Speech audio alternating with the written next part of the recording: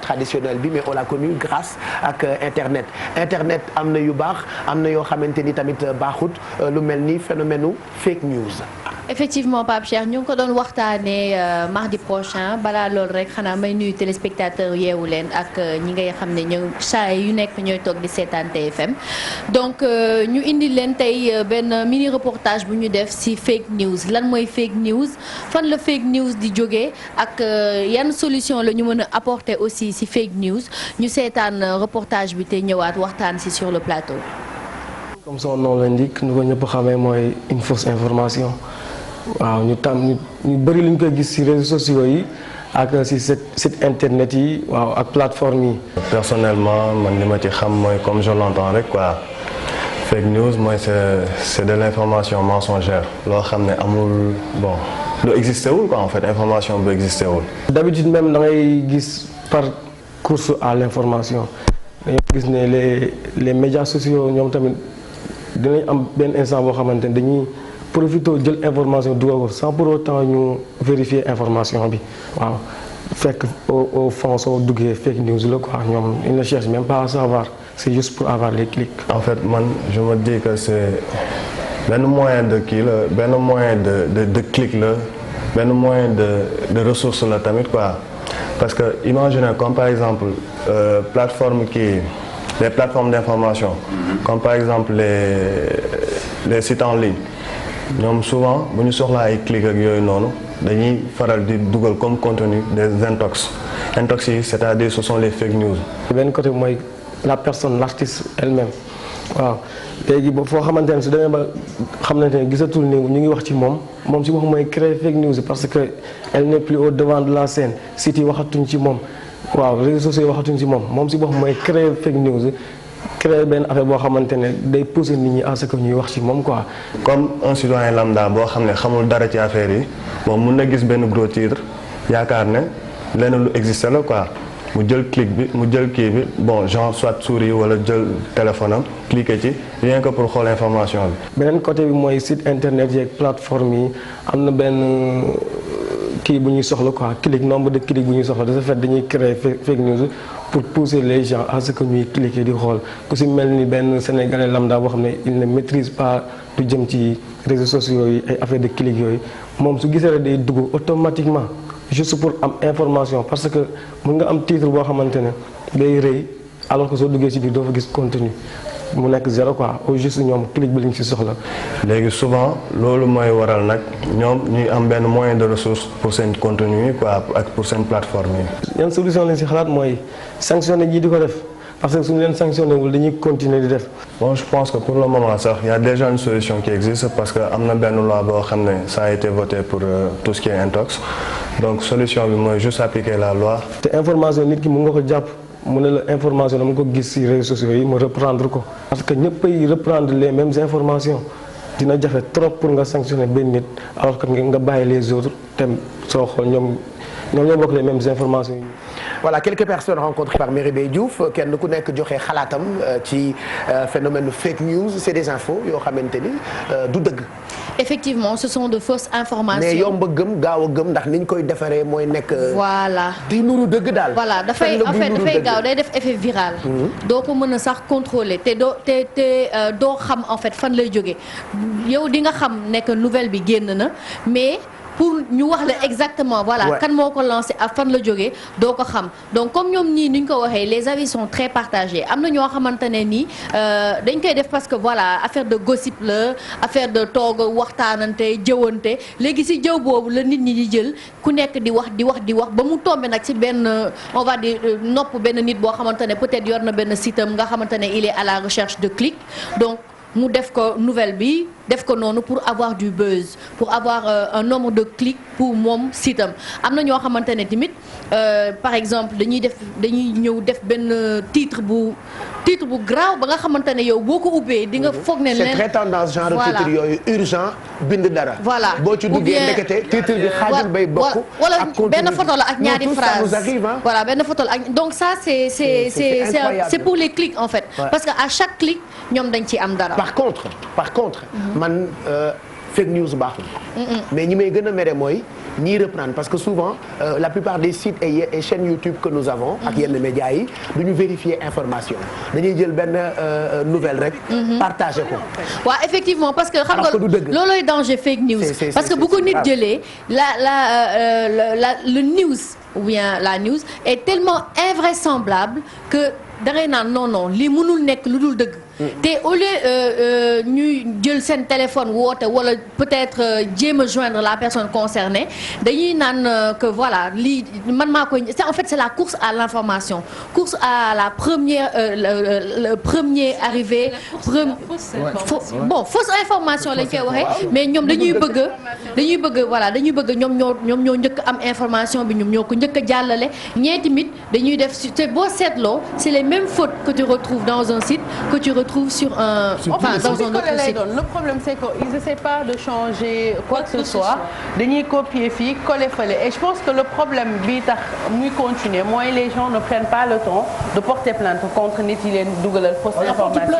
Non mais ñi porter plainte bëriwul il y a beaucoup de gens il y en a qui portent plainte mais bu dee sama am na ñoo xam ne du leen ko jaral en fait que genre dem porter plainte topp si sama genre bi dañuy teel yéeg beeg wàcc bi c'est ça loolu moo tax mais lenn am na bijou ba pare quoi qu'on puisse dire Marie on est une population boo xam ne ñun dañoo bëgg gossip ndax dañuy gis parfois dans un même site nga jël benn information boo xamante ne elle est vraie elle est positive tu en parles personne ne partage les gens te calculent pas il suffit de lancer une bombe boo xamante ne seen yoon nekkul si ndax vrai la wala du vrai xool ko si réseaux sociaux yi dañuy ñëw woowante kaa am na ku nekk di tagee sa morom ñu wax ci ba minuit 1 heure 2 heures du matin kenn du tëdd te bu dee lu positif lépp les gens calculent même pas loolu laa bëggoon wax en fait dañ koy relayer en fait li koy gën a relayer mooy les groupes parce que da ngay gis nit ku ñëw dugal def benn publication ne lii ma dégg bu tojee xam nga donc les gens sont curieux ils veulent tous savoir ce que c'est et tout mais il y a aussi une chose fake news yi la plupart du temps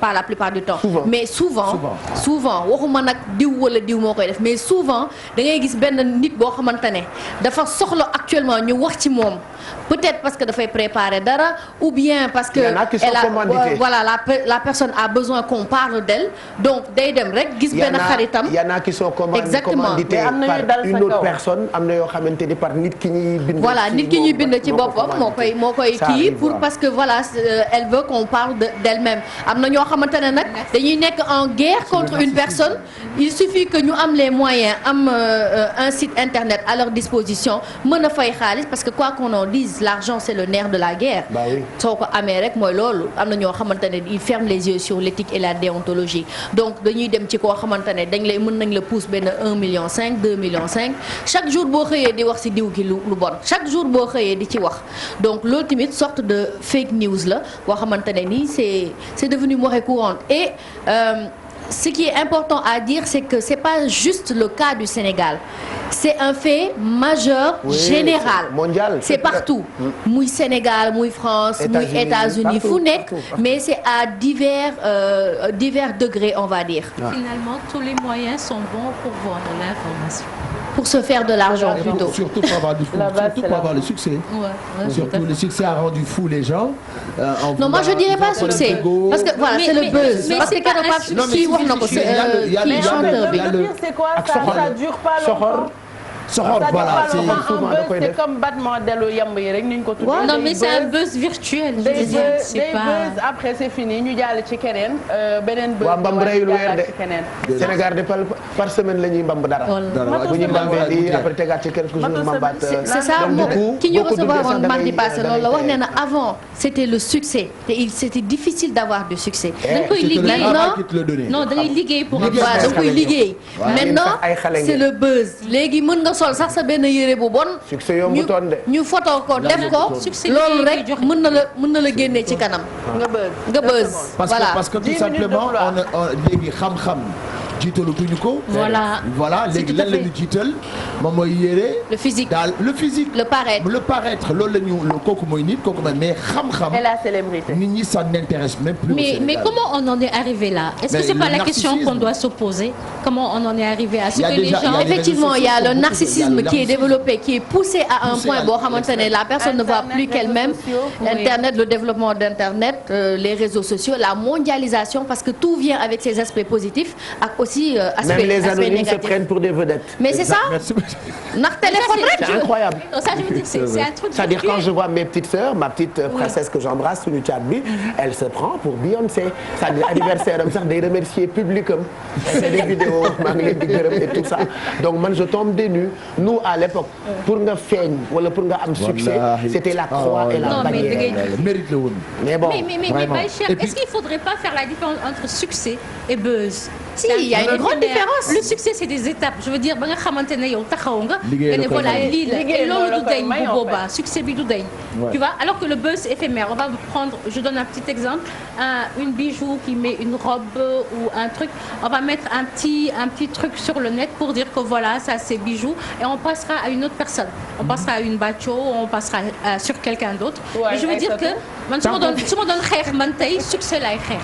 mooy ne maanaam maa ngi xeex pour am loo xamante ne njëriñ lay doon pour ñeneen ñi. mais da ngay gis expression bi nga xamante ne c'est à la mode mooy par exemple boo gisee nit tey mu ne la yow mon temps yi yaa ngi buzz c'est-à-dire dafa dem ba. benn expression lay doon finalement benn expression non en fait c'est tellement dans notre quotidien c'est tellement ancré que xam nga. su ko defee ñu ne la waaw mais kenn mënu ci dara c'est impossible c'est le monde qui retour en arrière ça m'étonne. C'est le monde qui évolue comme ça. On ne peut que faire des reportages en parler vite fait.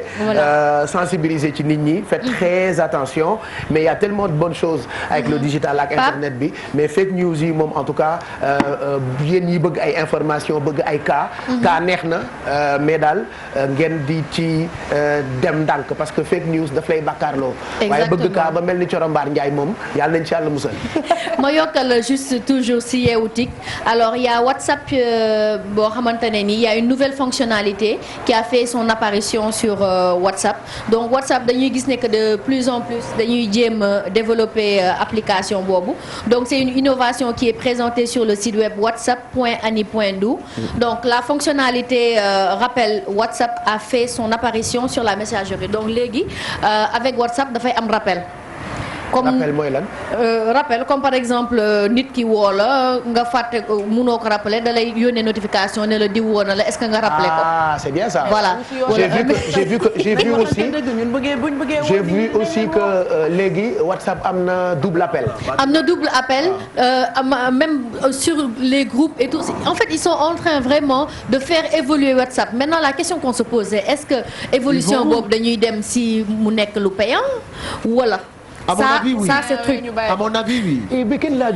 Parce que nee nañu attends rappel WhatsApp ça s'appelle rappel WhatsApp est disponible par abonnement payant sur tous les appareils où la messagerie est installée donc foofu laa doon jëm léegi en fait ils sont en train d'améliorer l'application parce que dama yaakaar ne sama njort en fait daf ma jox que ne ñoom dañu bëgg a dem ba WhatsApp nekk payant gis nga léegi actuellement. dañ lay yóbbante ci ñoom. nee nañ ñun fay comme yow yaa def tig bi. leneen ñun fay leneen da ngay fi buñ bëggee fayee koo xam ne leen ni. et puis nañu créé suñu application ñun. mais ñun am nañu application mooy ëpp na. voilà ëpp na suñu appli mooy suñu Facebook sénégalais. bu ñu privatiser rek ñu. waaw donc WhatsApp bi mi ngi noonu Pape Cheikh moo nekkoon la nouvelle fonctionnalité boo xamante ne moom la ñu créé donc c'est ñu rappeler juste que c'est une fonctionnalité payante et que de faire attention parce que WhatsApp léegi li ñuy def sax mooy. WhatsApp mënatoo ko télécharger si yenn Android wala yenn iPhone yi c'est-à-dire iPhone 4 iPhone 5 xam nga bu dee sa bourse loolu la tollool sa application boo seetloo day bëggee day jékki-jékki di fay soo ko ubbee muy fay ils font ça exprès parce qu'ils disent que dañuy dem ba benn instant par exemple Android de type A dañuy permettre nga mën a télécharger WhatsApp bul nëbb sa téléphone wala Apple à partir de Apple 7 nga mën a télécharger WhatsApp pour am toutes les fonctionnalités de WhatsApp. D'accord mais ban moo ci gën a bas de gamme nga xam ne boo ko amee. doo am possibilité def lu bëri ci WhatsApp bi ban la. non boobu à partir de 4 bi. iPhone 4. oui naa ci jënd ñaar benn sama papa benn sama yaay. parce que ay audio 5 minutes. non pas le temps d'une chanson il a sama yaay ci raw mi ngi may seetaan xam naa instant mi ngi may. fan yii dama ne woon dama leen di may waxal lu rëy. mais naa leen jëndal ñaari iPhone 4 bouton transféré bi mu amee ba léegi. non tot c'est pas possible. en tout cas très maman intéressant ça va tu vas bien bisous. merci Merry Beye dëgg la de j'ai même vu léegi ci télé tubaab yi c'est de véritables télé. ñoom dañuy def ay émissions yoo xamante ni spécialement dañuy sensibiliser nit ñi ci ay fake news bu amee information bu toj seen dëkk par exemple France j'ai vu sur France 24 ou sur France Télé quelque chose comme ça France Info dañuy décortiquer information bi woon téléspectateurs yi ne lii fake news la et c'est une belle chose c'est ça le rôle mais souvent d'une télé. Cheikh li tax duñ ko mën a dëpp fake news bi parfois ñi nga xamante ne ñoom ñooy victimes yi soo leen woowee pour waxtaan seeg ñoom ils veulent pas s'exprimer.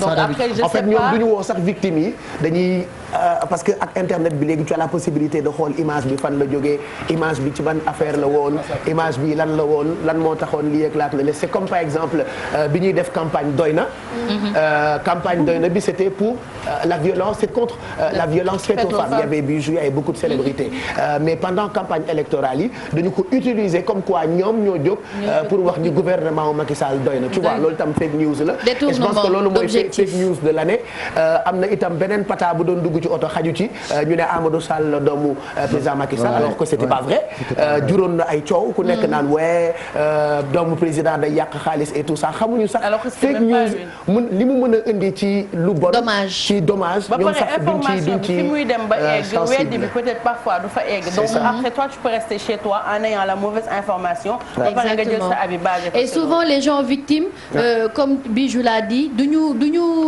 bëgg exprimer wu te en général parce que duñu xam non duñu xam mais dañu war a xam ne que nag dañu war a exprimer wu pour mën a fay loolu parce que ici tant que tu ne t'exprimes pas on va se dire sénégalais du fen waaye day sos donc bu ñu waxee rek c'est parce qu'il y a un fond de vérité il y a même pas besoin de s'exprimer mais am na loo xamante ne aussi peut-être que ñun on le comprend très mal c'est-à-dire ay canular c'est-à-dire que tubaab bi da koy jël defar ko comme si c'était mais daf lay wax ne la image bi canular la tu vois non mais par contre ci li ma d'accordul arrêter di différencier tubaab ak sénégalais parce que des fois ci commentaire yi j'ai l'impression que ñun sax dañoo jàpp ni tubaab yi ñu gën a muus ñi fi def yi am ci digital bi fii Sénégal moo am New York moo am Paris des fois j'entends non Sénégal dafa neex ñi taluñu dara dañuy déformer information ñeneen ñeeñu ko dàq da ngeen fa dëkkul suivre leen la fa xew donc ñoom ils sont pas plus intelligents que nous ay doomi aadama lañu c'est-à-dire lépp loo xamante ni baaxul rek ñu koy dund ak digital bi ñoom tamit ñu ngi koy dund ça c'est bon à préciser parce que souvent on a tendance ñun à di waxee foofu comme ni nga ko waxee mais souvent li am solo moom mooy boo defar canular il faut que nga xam wax nit ki ne ko lii image bi faux la fake la baaxul et cetera mais moom laay wax toujours ñi nga xamante ne tey ñun par exemple ñi def créé exprès pour que des fake news mais doo gis présentation le fait que ñu ne la c'est pour juste des infos humour et tout ça des fois les gens reprennent ay informations voilà ci site yooyu donc il y a eu beaucoup de fake news merci en tout cas Merry Diouf nous on pourra pas très ou trop détailler cela xam naa nañ ko bàyyil émission thématique yi ñu gën ko développer fake news de l'année mooy mariage Youssou Ndour ak Mbathio je reste convaincu c'était pas une bonne info il y a eu beaucoup de polémiques coow li bëri woon lool donc am na yeneen information yoo xamante ni ay fake news la donc na ngeen moytu bu baax parce que bu ngeen ci sóoboo bu baax rek da ngeen di mujj di bàkkaar